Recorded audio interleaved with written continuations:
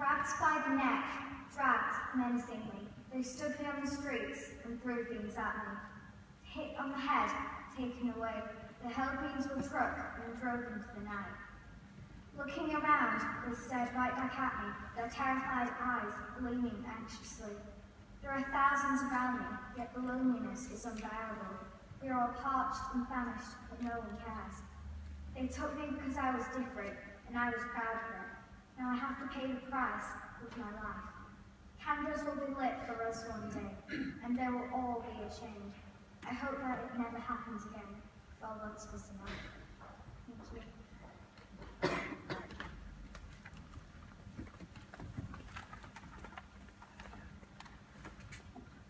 I'm going to introduce to you now Kevin Barnard. Kevin is the vicar of St Paul's King Cross, but he's also the interfaith advisor for this part of the borough here across the town.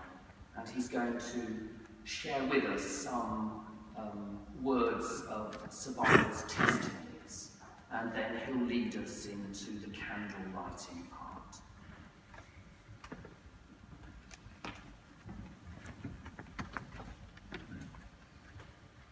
These quotations are from survivors not only of the Nazi Holocaust, but other genocides since then.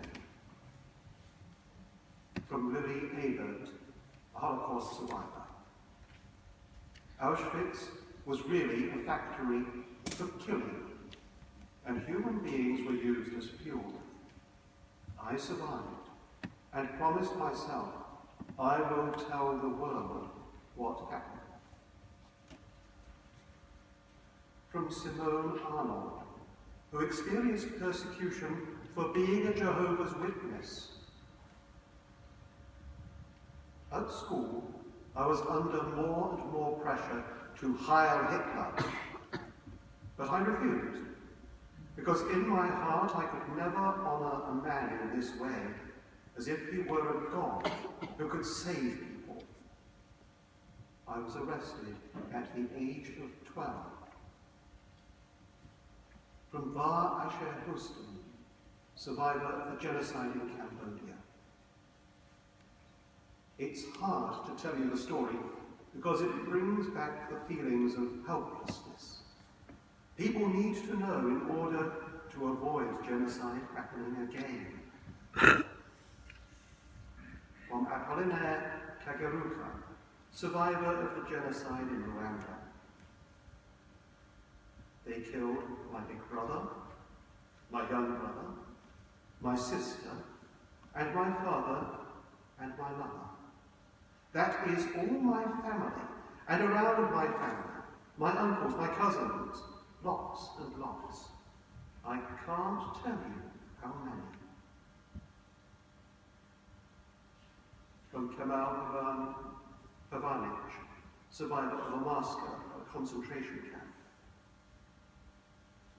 The worst aspect of being kept in the massacre camp was the fact that the place was guarded by my former schoolmates, former neighbours, former policemen on whose protection I relied before the war, and even former teachers. From Hawa, survivor of the genocide in Darfur. I am here, but I feel I am there. I feel with them in Darfur because all my family are there. I don't want war, and I don't want shooting.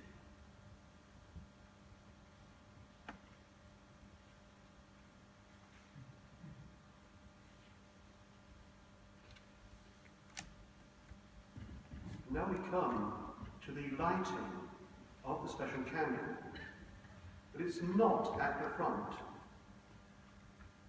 The mayor will come forward to here and hand it to the two representatives of the Jewish community to place on the altar, and it will be lit there. But I'm going to ask you all, or as many of you as can manage, to come out of your seats and form a human chain so that we pass the candle as a group as an assembly, we all share in this, and as we pass the candle, think of what it commemorates, think of perhaps some of those quotations, think of pictures in your mind. We've all seen the documentaries, haven't we? And the news. And as we pass the candle up, to be alongside one another, Sikh alongside Muslim, Buddhist alongside Christian, atheist alongside believer, to be here as human beings together tonight. So, if Madam Mayor would come forward, please. And to be on and your To stand at the side, so you're not too, stand at the side, so you're not too obvious. the step.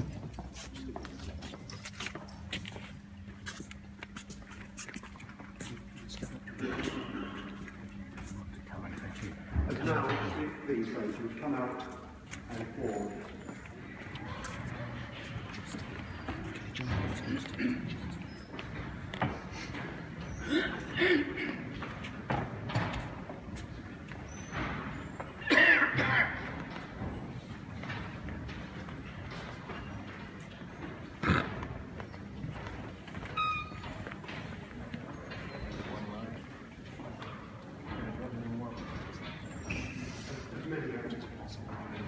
After you have passed the candle mark, would you please return your faces to us then 11 people, one representing each of the million killed in genocide, will light candles from the main candle and bring them down the church so that you can light your night lights from those. And then we'll go into 2 minutes silence.